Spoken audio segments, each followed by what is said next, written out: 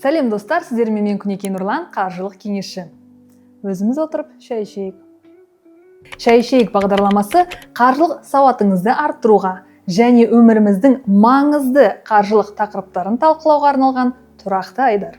Қаржылық білім беруде үлес қосып отырған бас демеушіміз Халық сақтандыру компаниясы. Бүгін біз өмірімізді түбегейлі өзгерте алатын бір тақырып туралы сөйлесеміз. Қаржылық мақсатты қалай дұрыс қою керек? Көпшілік арманға толы. Біреу жаңа үйді армандайды, біреу баласын шетелге оқытуды, біреу жай ғана қаржылық еркіндікті. Бірақ армандардың көбі неге орындалмай қалады? Себебі олар нақты мақсатқа айналмаған. Мен сізге бүгін арманды қалай жоспарға айналдыруды, ал жоспарды қалай нақты нәтижеге жеткізуді үйретемін. Біз өмірден алынған мысалдармен сөйлесеміз, қадамдар бойынша жүйелейміз және ең бастысы осы мақсатты қорғаудың жолын айтамыз. Біріншіден, арман мен мақсаттың айырмашылығы. Мысалы, сіз бір күні өз үйім болады деп ойлайсыз. Бұл арман. Ал егер сіз 2028 жылдың желтоқсанына дейін 25 миллион теңгеге 3 бөлмелі пәтер сатып аламын десеңіз, бұл мақсат. Айырмашылығы, арманда нақты мерзім жоқ. Арманда өлшенетін көрсеткіш жоқ. Сіз қиялға беріліп армандап көп жүріп қалуыңыз мүмкін. Ал мақсатта барлығы анық. Қанша, қашан және қандай. Егер сіздің ойыңызда мерзім мен сома болмаса, миыңыз оны кез келген уақытта бола беретін дүние деп қабылдайды. Ал кез келген уақытта деген ешқашан. Екіншіден, смарт әдісі. Мақсат қоюдың ең тиімді әдістерінің бірі. Смарт мақсат қоюдың халықаралық әдістемесі. Атау ағылшын тіліндегі 5 сөздің алғашқы әріптерінен құралған. S specific, нақты, мақсат анық әрі түсінікті болуы тиіс. M measurable, өлшенетін, мақсатқа жетуді сандық немесе сапалық көрсеткіштер арқылы бағалауға болады. A achievable, қолжетімді, мақсат шынайы жағдайларда орындалатындай болуы қажет. R relevant, маңызды, мақсат адамның жалпы құндылықтарына, стратегиясына немесе ұйымның басымдықтарына сәйкес болуы керек. T time bound, уақытымен шектелген, мақсаттың нақты мерзімі болуы қажет. Ал енді мысалы, сіз специфик, нақты. Ақша жинау емес, 5 жылда 20 миллион теңге жинап, Шымкентте 120 шаршы метр үй алу. M measurable, өлшенетін, нақты соманы мерзімді өлшеңіз, ай сайын қанша ақша саласыз. A achievable, қол жетімді. Айына 300 мың теңге табысы бар адам бір жылда 50 миллион жинай алмайды. Реалист болу керек. R relevant, маңызды. Бұл мақсат сізге шын мәнінде керек пе? Басқалардың ойы үшін емес, өзіңіз үшін. T time bound, уақытпен шектелген, нақты мерзім қойыңыз. Мысалы, 2028 жылдың желтоқсанына дейін. Қаржылық мақсатқа жетуге көмектесетін құралдар. Кейде біз бір нәрсеге жетуді қатты қалаймыз, жаңа көлік алу, өз үйімізді салу, немесе балаларымыздың білімін қамтамасыз ету. Бірақ жай ғана армандау жеткіліксіз. Арман нақты жоспарға, ол жоспар тұрақты әрекетке айналғанда ғана нәтиже береді. Міне сол жолда сізге көмектесетін ең тиімді қаржылық құралдар. Үшіншіден, 50-30-20 ережесі. Бұл ақшаны бөлудің қарапайым, бірақ өте тиімді тәсілі. 50% негізгі қажеттіліктерге арналған. Бұған үй жалдау, немесе ипотека төлемі, азық-түлік, коммуналдық қызмет, көлік шығындары, байланыс төлемдері кіреді. Мысалы, егер сіздің айлығыңыз 500 мың теңге болса, шамамен 250 мың теңге сіздің қажеттіліктеріңізге жұмсалу керек. 30% жеке шығындарға. Бұл демалыс, хобби, мейрамхана, жаңа киім, сыйлықтар. Яғни өміріңізді жайлы және қызықты ететін, бірақ міндетті емес нәрселер. Мысалы, айына 150 мың теңге осы категорияға бөлінеді. 20% жинақ пен инвестицияға. Бұл ең маңызды бөлік. Айына 100 мың теңге жинап отырсаңыз, бір жылда 1,2 миллион теңге жиналады. Бұл сома депозитке немесе инвестицияда болса, ол тіпті өседі. Бұл әдістің артықшылығы, ережені қолдансаңыз, мақсатқа жету үшін ай сайын тұрақты түрде ақша бөле аласыз және шығындардан айырылып қалмайсыз. Төртінші, жинақ шот немесе депозит құралы. Мақсатыңызға арнап, бөлек жинақ шот ашыңыз. Бұл жерде басты ереже ақшаңызды күнделікті шығындармен араластырмау. Бөлек шот сіздің мақсат қорабыңыз. Ондағы ақшаға күнделікті картадан төлем жасауға болмайды. Депозит тек сақтап қана қоймай, үстінен пайызды әкеледі. Картаға қолжетімдікті шектеу үшін онлайн банктегі төлем функцияларын өшіріп қоюға немесе тіпті картаның өзін үйде қалдыруға болады. Бесінші әдіс – автоматты аударым. Егер ақшаңыз жалақы түскеннен кейін өзінен өзі жоғалып кететін болса, автоматты аударым сіздің ең жақсы досыңыз. Айлық түскен күні банк қосымшасында автоматты түрде белгілі бір соманы жинақ шотқа аударатын етіп қойыңыз. Мысалы, әр айдың 25-інде 100 000 теңге бөлек шотқа кетеді. Бұл жағдайда сіз оны жоғалтқандай сезінбейсіз, өйткені ол бірден-бір шығындар тізімінен алынады. Қаржылық трекерлер. Біріншіден, шығындарды бақылау үнемдеудің алғашқы қадамы. Біз кейде кішкентай ғана кофе мен десерт сияқты шығындардың айына ондаған мың теңгеге кетіретінін байқамаймыз.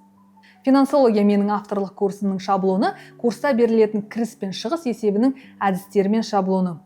CoinKeeper ақша ағымын визуалды диаграммалармен көрсетеді. Ал Zen Money кіріс пен шығыс жоспарын құрып, артық кеткен жерлерді ескертеді. Және де банктың өз қосымшасы көптеген банктерде қазір кіріс пен шығыс талдау функциясы бар. Мысалы, трекер қолданғаннан кейін адамдар орта есеппен ай сайын 10-15% артық шығынды қысқартады. Бұл сіздің мақсат қорыңыздың өсуін жеделдетеді.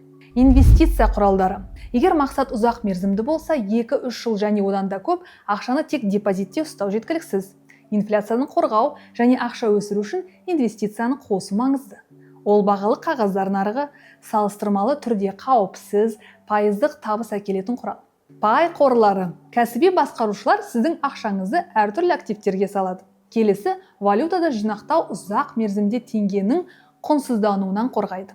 Біздің кеңесіміз, инвестицияны таңдағанда тәуекел деңгейін және өтімділігін ескеріңіз. Ақшаны қажет кезде алу мүмкіндігі маңызды. Тәуекелдер және мақсатты қорғау. Әрқайсымыздың өмірімізде қаржылық мақсаттар бар. Біреу баспана алуды армандайды, біреу көлік алуды, ал енді біреу балаларын жақсы оқытуға ақша жинап жүр. Бұл мақсаттарға жету үшін тек табыс табу жеткіліксіз. Оны дұрыс қорғау да маңызды. Себебі күтпеген жағдай әрқашан болады. Көлік апаты, табиғи апат, аурухана шығындары. Осындай кезде бір сәтте бірнеше жыл бойы жинаған қаражатыңызды жоғалту қаупі бар. Мысалы, сіз көлікке, демалысқа немесе бизнеске ақша жинап жатырсыз делік, егер жол апаты болып, жөндеуге миллиондаған теңге кетсе, бұл сіздің жоспарыңызды айтарлықтай кешіктіреді. Ал сақтандыру болса, ол шығынды өз мойнына алады, ал сіз мақсатыңызға қарай жүре бересіз. Осы жерде біздің серіктесіміз халық сақтандыру сіздің мүддеңізді қорғауға көмектеседі. Олар сізге көлік, мүлік және денсаулық сақтандыру ыңғайлы нұсқаларын ұсынады. Қаржылық мақсаттарыңызға сенімді жету үшін тәуекелдерді азайтып, өзіңізді қорғап жүріңіз. Халық сақтандыру бүгінгі табысыңызды ғана емес, ертеңгі жоспарыңызды да қорғайды. Қаржылық мақсат қоюдағы әрекеттерді қарастырып өтейік. Біз қаржылық мақсат қойған кезде, алдыңғы видеода айтып кеткендей, сіз қаржылық мақсат бойынша 2 шараны қолдана аласыз. Біріншісі, ол шығындарды талдау.